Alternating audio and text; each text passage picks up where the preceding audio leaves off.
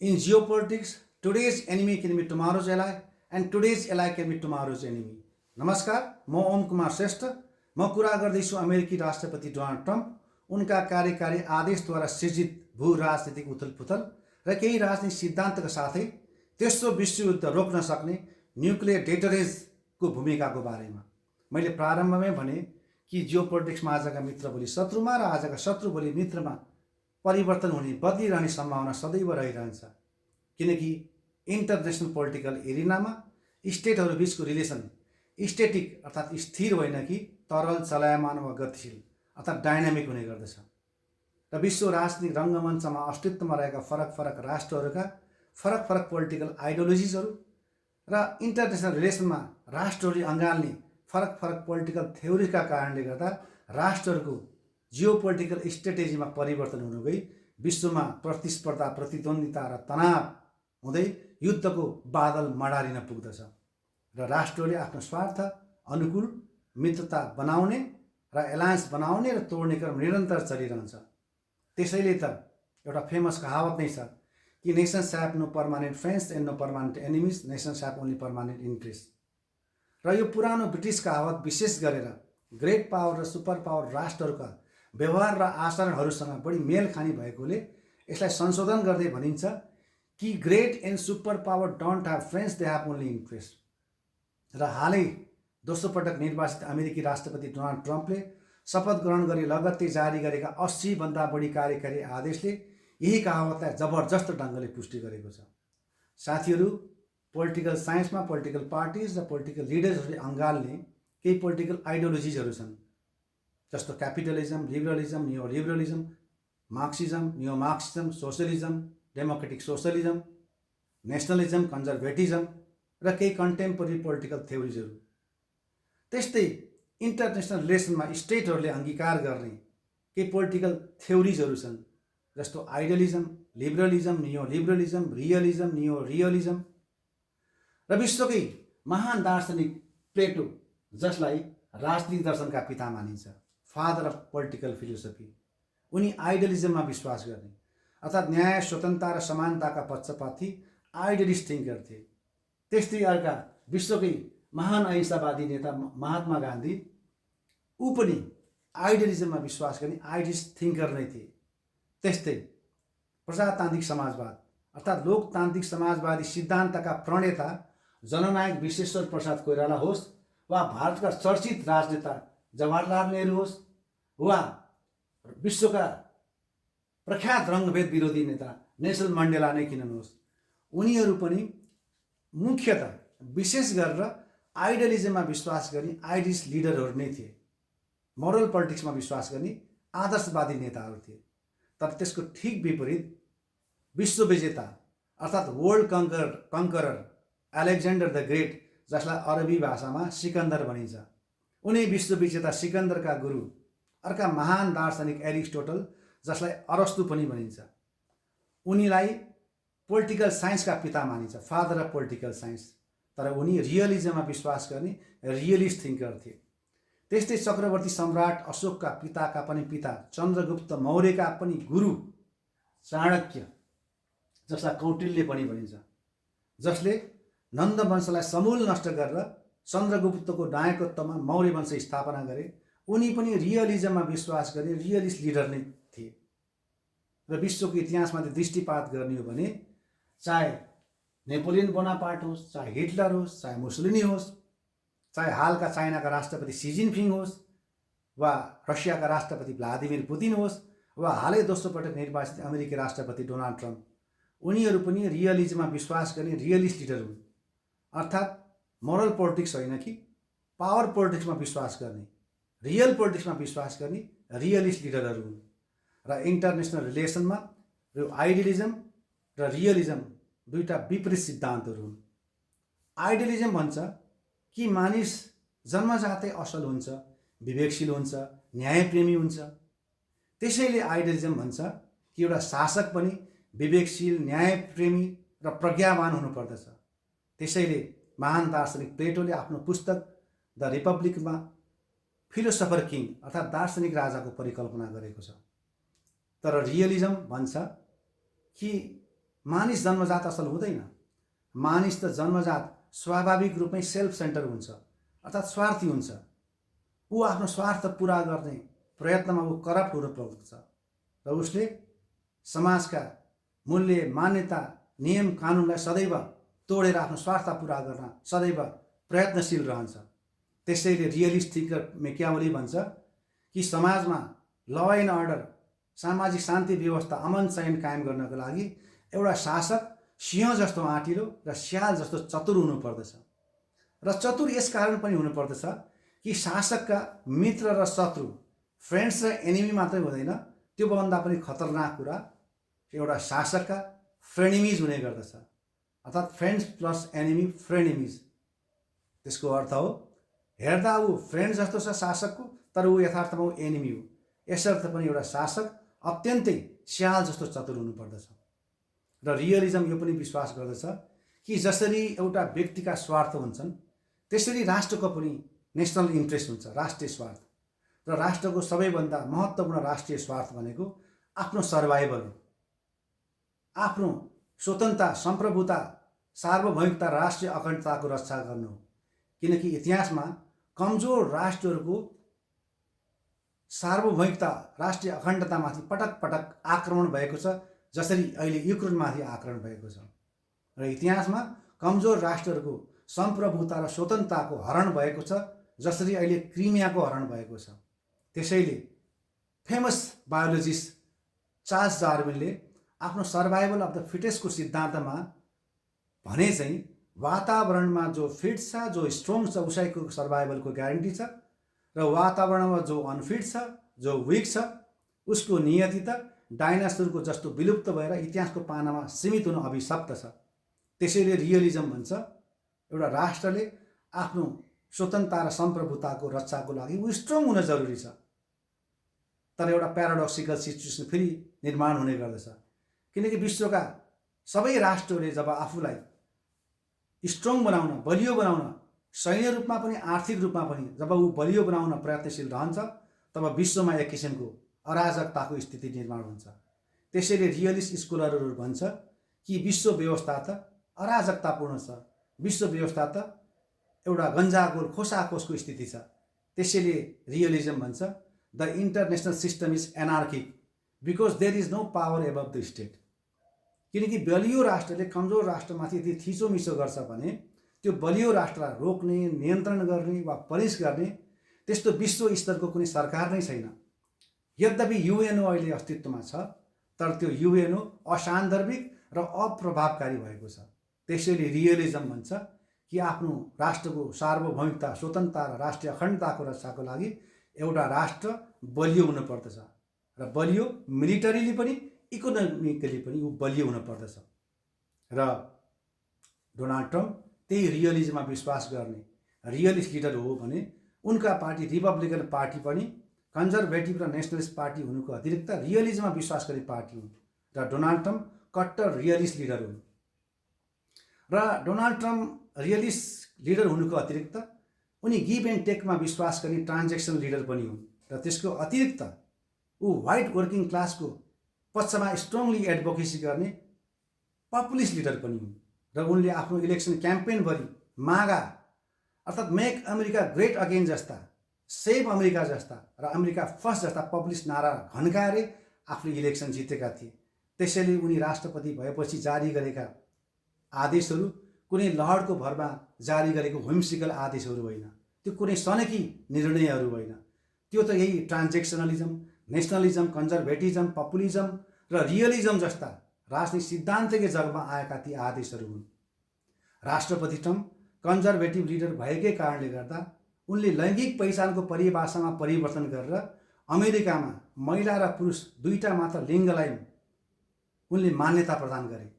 राष्ट्रपति Trump transactional, nationalist र populist leader भएकै कारणले गर्दा उनले वैदेशिक सहायता स्थगन गर्ने, विश्व स्वास्थ्य सङ्गठनबाट पछि हट्ने, आप्रवासन नीतिमा कडाई गर्ने, अवैध आप्रवासीहरूलाई फिर्ता पठाउने, मेक्सिकोको सिमानामा पर्खाल लगाउने र मेक्सिकोको खाडलाई गल्फ अफ अमेरिकाको नाम दिने, प्यानामा कानलमाथि वर्चस्व कायम गर्ने र ग्रिनल्यान्डमाथि by one way or other way take over गर्ने जस्ता घोषणा गरे।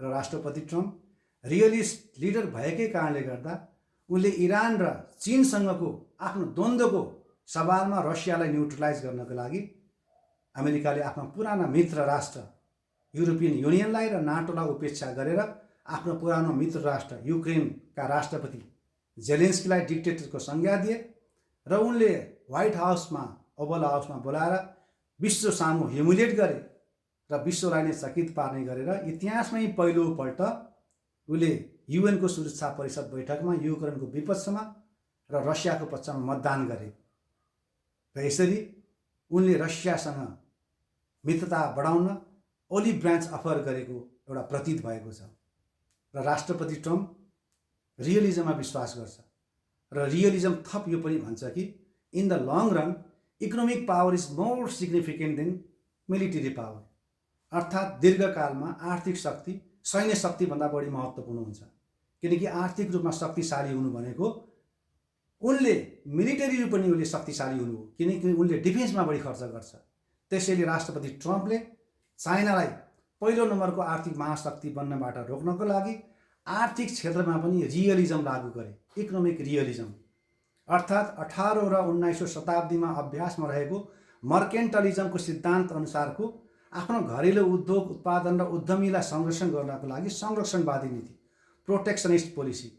त्यसैले उनले चाइनिज गुड्समा 20% टेरिफ, क्यानाडा र मेक्सिकोको सामानमा 25% टेरिफ इम्पोज गर्ने घोषणा गरे भने भारतको सामानमा रेसिप्रोकल ट्याक्स, रेसिप्रोकल टेरिफ लगाउनको लागि उनले विचार व्यक्त गरिरहेका छन्। र यस प्रकार अहिले विश्वमा राजनीतिक भू राजनीतिक चहलपहल, भू राजनीतिक उथलपथलका साथै एउटा ट्रेड वार चलिरहेको छ। र साथीहरू, पोलिटिकल इकोनोमीको यदि हामीले अध्ययन गर्ने हो भने विश्वमा जहिले पनि पोलिटिक्स र इकोनोमी प्यारलली सँगसँगै मुभ गरेको पाउँछौँ। अर्थात् पोलिटिक्स र इकोनोमीको इन्भर्स रिलेसन होइन कि पोजिटिभ रिलेसन, उल्टो सम्बन्ध होइन कि सुल्टो सम्बन्ध रहेको पाउँदछौँ। जहाँ जहाँ पोलिटिकल इस्युजहरू, पोलिटिकल क्राइसिसहरू, पोलिटिकल युद्धहरू चलेको छ त्यसको पछाडि कहीँ न कहीँ आर्थिक एउटा इकोनोमिक कारण, एउटा इकोनोमिक रिजन एउटा कारणको रूपमा देखेको छ, इकोनोमिक क्राइसिस एउटा कारणको रूपमा देखेको छ।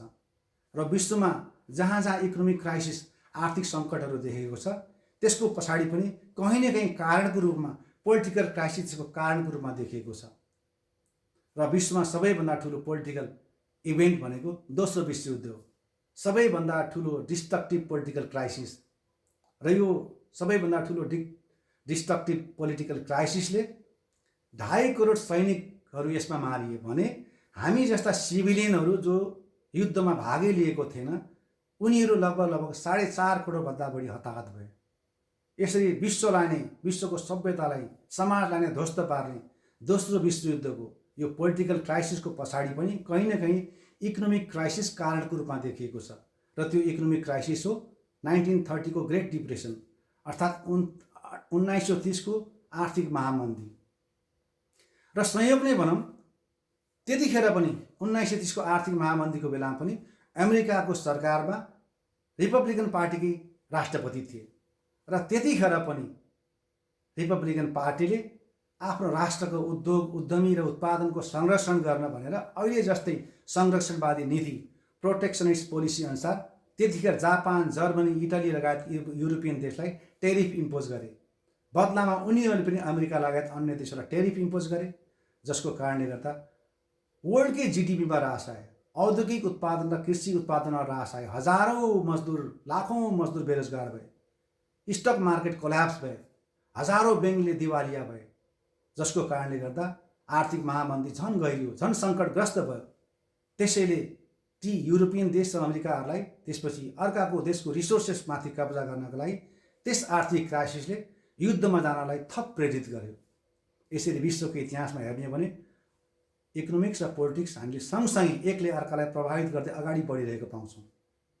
र राष्ट्रपति ट्रम्पले विभिन्न राजनीतिक सिद्धान्तहरूलाई मिश्रण गरेर विकसित गरेका न्यू हाइब्रिड ट्रम्प डक्ट्रिन अनुसार जुन आदेश जारी गरे त्यस आदेशले अहिले विश्वमा ठुलो जियोपोलिटिकल मेजर परिवर्तन गरेर एक किसिमको चाहिँ नयाँ किसिमको तरङ्ग ल्याएको छ, नयाँ किसिमको तनाव सिर्जना गरेको छ र ट्रेड वार सुरु भएको छ। जसको कारणले गर्दा अहिले विश्वमा फेरि तेस्रो विश्वयुद्ध हुने हो कि भनेर आशंका बढेको छ र विश्व समुदाय अत्यन्तै त्रसित छन् र चिन्तित पनि छन् कि तेस्रो विश्वयुद्ध हुन्छ कि भनेर। तर एक अध्ययनले के भन्छ भने अब विश्वमा तेस्रो विश्वयुद्ध सम्भव छैन। विश्वकै महान अमेरिकन पोलिटिकल साइन्टिस्ट र इन्टरनेसनल रिलेसनका थिङ्क ट्याङ्कहरूको सघन र गहन अध्ययनको निष्कर्ष के छ भने अब विश्वमा तेस्रो विश्वयुद्ध असम्भव छ। किन? किनकि न्युक्लियर डेटरेन्सको कारणले गर्दा, परमाणु प्रतिरोधको कारणले गर्दा। के हो यो परमाणु प्रतिरोध? न्युक्लियर डेटरेन्स के हो त? यो न्युक्लियर डेटरेन्स भनेको एउटा सैन्य रणनीति हो। अर्थात् यसको मूल सिद्धान्त भनेको कुनै परमाणु राष्ट्रले कुनै अर्को परमाणुयुक्त राष्ट्रलाई यदि आक्रमण गर्छ, फर्स्ट स्ट्राइक गर्छ भने त्यो राष्ट्रले आक्रमणकारी राष्ट्रलाई सेकेन्ड स्ट्राइक गर्न ऊ क्यापेबल छ। यसरी दुईटै राष्ट्रको सर्वनाश निश्चित छ। यसलाई doctrine of mutually assured destruction भनिन्छ। म्युचुअली एस्योर्ड डिस्ट्रक्सन, दुवैतर्फको विनाश हुन तय नै छ। र यहाँहरूलाई थाहै छ कि अब तेस्रो विश्वयुद्ध भयो भने केही अनुमानहरू छन् कि चाहिँ पहिलो अनुमान भनेको यदि तेस्रो विश्वयुद्ध भयो भने यो सभ्यता नष्ट भएर मानिसहरू बैलगाडा र गोरुको युगमा पुग्नेछ, अर्थात् कृषि युगमा पुग्नेछ। अझ योभन्दा पनि वर्स्ट केस सिनारियो भयो भने मानिसहरू सभ्यता ध्वस्त भएर ढुङ्गे युग जस्तो अवस्थामा पुग्नेछ। र योभन्दा पनि worst of the worst case scenario भयो भने यो पृथ्वीमा कयामत आउनेछ, अर्थात् महाप्रलय हुनेछ, डुम्सडे। भनेपछि त्यस्तो महाप्रलय ल्याउने न विजय राष्ट्र न पराजय राष्ट्र, सबैको सर्वनाश हुने युद्धमा के तिनीहरू होमेलान्? निश्चित रूपमा त्यस्तो गल्ती सपनामा पनि गर्ने छैन। र अहिले विश्वका 9वटा राष्ट्रसँग न्युक्लियर पावर छन् र नर्थ कोरियासँग मात्रै भएको न्युक्लियर पावर क्यापेबिलिटी कति छ भने उसले चाहेमा सारा युरोपका कन्ट्रिजहरूलाई ध्वस्त गर्ने, नष्ट गर्ने क्षमता राख्दछ। र एक अध्ययनले यो पनि भन्छ कि चाइनासँग न्युक्लियर पावर क्यापेबिलिटी यदि छ कि उसले लगभग यो सम्पूर्ण विश्वलाई एकचोटि पूर्ण रूपमा ध्वस्त गर्न सक्ने न्युक्लियर वेपनको क्यापेबिलिटी छ। र त्यस्तै अमेरिका र रसियासँग न्युक्लियर वेपनको क्यापेबिलिटी क्षमता यति छ कि उसले यो विश्वलाई एक पटक होइन, 2 पटक होइन, 3 पटक, 4 पटक, 5 पटक होइन, 10 पटकसम्म यो पृथ्वीलाई पूर्ण रूपमा ध्वस्त गर्ने क्षमता युरोपियन राष्ट्रको होइन कि अमेरिका र रसियासँग छ। र केही अन्य राष्ट्रहरूसँग एउटा, 2टा, 3टा कन्टिनेन्टहरूलाई, महादेशहरूलाई पूर्ण रूपमा क्षतिग्रस्त बनाउने, नष्ट गर्ने क्षमता रहेको छ।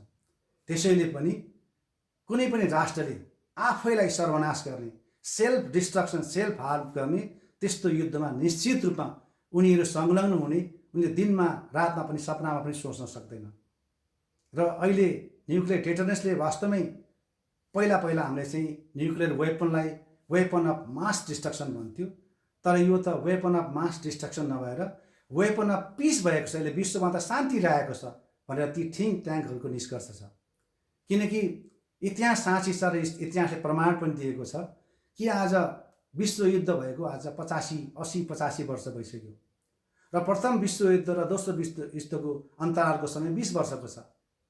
र युद्ध सिद्धान्तले, युद्धको चक्रीय सिद्धान्तले, cycle theory of war, theory of war cycle, युद्धको चक्र सिद्धान्त अनुसार प्रत्येक 10 वर्षमा राष्ट्रहरूबीच, छिमेकी राष्ट्रहरूबीच युद्ध हुने गर्दछ र प्रत्येक 20देखि 25 वर्षको अन्तरालमा महायुद्धहरू हुने गर्दछ। इतिहासले त्यस्तो देखाएको छ। तर आज 80देखि 85 वर्ष व्यतीत गरिसक्दा पनि विश्वमा कुनै पनि ठुलो महायुद्ध भएको छैन। र यही न्युक्लियर डेटरेन्सकै कारणले गर्दा, किनकि आज भारतसँग पनि न्युक्लियर पावर छ, पाकिस्तानसँग पनि न्युक्लियर पावर छ, र यो न्युक्लियर डेटरेन्सकै कारणले गर्दा भारत र पाकिस्तान अहिलेसम्म फुल फ्लेज मिलिट्री वारमा गएको छैन 1962 पछि। त्यस्तै चाइना र भारतको पनि यो न्युक्लियर डेटरेन्सकै कारणले गर्दा फुल फ्लेज मिलिट्री वारमा उनीहरू इङ्गेज भएको छैन। यो न्युक्लियर डेटरेन्सकै कारणले गर्दा अमेरिकाले नर्थ कोरियाको डिक्टेटरी सरकारलाई नष्ट गरेर त्यहाँ डेमोक्रेटिक सरकार स्थापित गर्न सकेको छैन। र यही न्युक्लियर डेटरेन्सकै कारणले गर्दा आज अमेरिका र चाइना, अमेरिका र रसिया बीच युद्ध हुनबाट उनीहरू चाहिँ पन्छिएको छ। यसरी न्युक्लियर डेटरेन्सले अत्यन्त सशक्त ढङ्गले काम गरेको छ। यो न्युक्लियर डेटरेन्सले एक किसिमले त पिस ल्याउने काम गरेको छ, विश्वमा शान्ति ल्याउने काम गरेको छ। त्यसैले ती पोलिटिकल साइन्टिस्टहरू, ती अन्तर्राष्ट्रिय मामलाका थिङ्क ट्याङ्कहरूको निष्कर्ष यो पनि छ कि विश्वमा अझै 30-40वटा अत्यन्तै भल्नरेबल, अत्यन्तै कमजोर राष्ट्रहरू छन् जसमाथि चाहिँ बलिया राष्ट्र थिचोमिचो गरिरहन्छ। यदि ती राष्ट्रहरूमा पनि यी न्युक्लियर वेपन भयो भने वा त्यो वेपन विकसित गरे भने सायद विश्वमा सधैँको लागि शान्ति छाउने थियो। उनीहरूको यस्तो निष्कर्ष छ।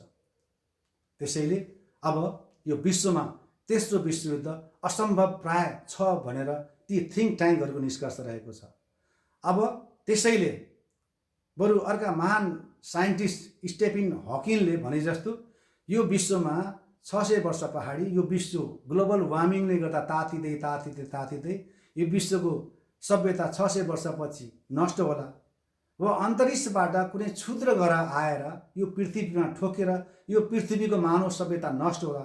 तर अब तेस्रो विश्वयुद्ध भएर यो पृथ्वीको मानव सभ्यता नष्ट हुने छैन। हुन त लिबरल थिङ्कर्सहरूको यसमा केही रिजर्भेसन छ कि शासकहरूले आफ्नो रेसनलिटी, आफ्नो बौद्धिक विवेकशीलता गुमायो भने के हुन्छ भन्ने प्रश्नहरू पनि छन्। खैर जे होस्, हामी प्रार्थना गरौँ, कामना गरौँ विश्वका शक्तिशाली राष्ट्रहरूमा बौद्धिक विवेकशीलता अर्थात् रेसनलिटी प्रिभेल गरोस्। विश्वका शक्तिशाली राष्ट्रहरूमा न्याय, स्वतन्त्रता र समानता जस्ता आदर्शवादी र मानवतावादी धारणा पल्लवित भएर आओस्। समस्त विश्वका राष्ट्रहरूमा समस्त विश्वका मानव जातिहरू एउटै मानव जातिका सन्तान हो भन्ने, विश्व परिवारका सदस्य हो भन्ने एउटा भ्रातृत्व भाव, ब्रदरहुड जस्ता, वसुधैव कुटुम्बकम जस्ता एउटा भावना जागृत होस् र विश्वकै समस्त मानवमा, समस्त प्राणी जगत, मानव जगत र प्राणी जगत लगायत सम्पूर्ण प्राणी जगत, मानव जगत र पशु जगत लगायत सम्पूर्ण प्राणी जगत र साथै प्रकृति लगायत सम्पूर्ण चराचर जगत नै उही परम सत्ता, उही परमात्मा र ईश्वरको हामी अंश हौँ भन्ने आध्यात्मिक चेतको विकास होस् भन्ने कामना गरौँ।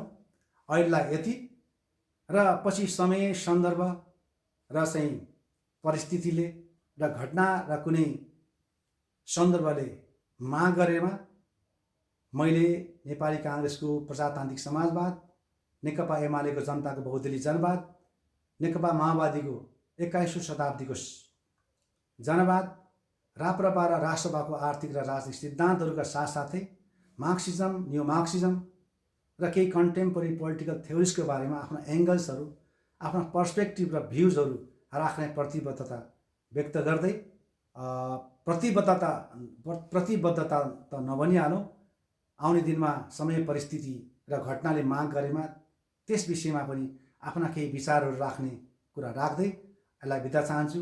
धन्यवाद, नमस्कार।